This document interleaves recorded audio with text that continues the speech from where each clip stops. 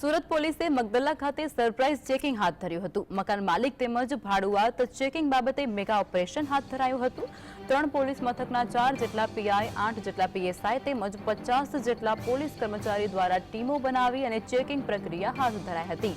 Checking દરમિયાન જે કોઈ મકાન માલિક દ્વારા ભાડુઆત બાબતની પોલીસ મથકમાં નોંધણી ન કરાવનાર વિરુદ્ધ કાર્યવાહી કરવામાં આવી હતી।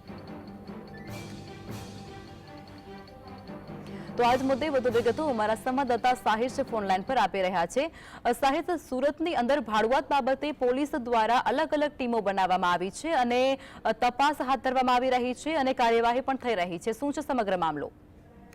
બિલકુલ ચોક્કસપણે શહેર પોલીસ કમિશનર દ્વારા જે રીતના સૂચના આપવામાં આવી રહી છે કે ભાડુઆત અને તમામ પ્રકારની ચેકિંગ જે છે તે કરવામાં આવે, ત્યારે ઝોન 4 વિજયસિંહ ગુજ્જર સહિતની તેમની ટીમ જે છે તે ભાડુઆતને લઈને ચેકિંગ પર ઉતરી હતી અને ઉમરા ગામ ખાતે ચેકિંગ જે છે તે કરવામાં આવ્યું હતું। એટલું જ નહીં પરંતુ તમામ જે ભાડુઆત હતા તેમના જે પુરાવા જે છે તે એકઠા કરવામાં આવ્યા હતા અને મગદલ્લા ખાતે મોડી રાત્રે સર્ચ ઓપરેશન હાથ ધરવામાં આવ્યું હતું। મકાન માલિક તેમજ ભાડુઆત ચેકિંગ બાબતે મેગા ઓપરેશન હાથ ધર્યું હતું। 3 પોલીસ મથકના 4 જેટલા પીઆઈ, 8 પીએસઆઈ તેમજ 50 જેટલા પોલીસ કર્મી દ્વારા ટીમો બનાવવામાં આવી હતી અને ચેકિંગ દરમિયાન જે કોઈ મકાન માલિક દ્વારા ભાડુઆત બાબતની પોલીસ મથકમાં નોંધણી ન કરાવનાર વિરુદ્ધમાં કાર્યવાહી જે છે તે કરવામાં આવી હતી।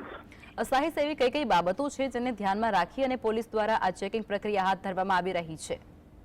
બિલકુલ ચોક્કસપણે જે રીતના 31 ને હવે સમયગાળો આવી રહ્યો છે અને 31 ને ધ્યાનમાં રાખી કેટલાક મકાન માલિકો ભાડુઆતને ભાડા પર મકાનો આપતા હોય છે અને અંદર પાર્ટીઓ થતી હોય છે અને કોઈક બનાવ પણ બનતા હોય છે। બનાવને લઈને અત્યારે સુરત પોલીસ એલર્ટ મોડ પર જોવા મળી રહી છે અને સાથે સાથે ભાડુઆતના જે તમામ ડોક્યુમેન્ટ જે છે તે પુરાવા એકત્ર કરવાની કામગીરી પોલીસ દ્વારા કરવામાં આવી રહી છે અને જો ભાડુઆતના ડોક્યુમેન્ટ ન હોય તો તેમના વિરુદ્ધ કાર્યવાહી કરવાની પોલીસ દ્વારા તજવીજ હાથ ધરી છે।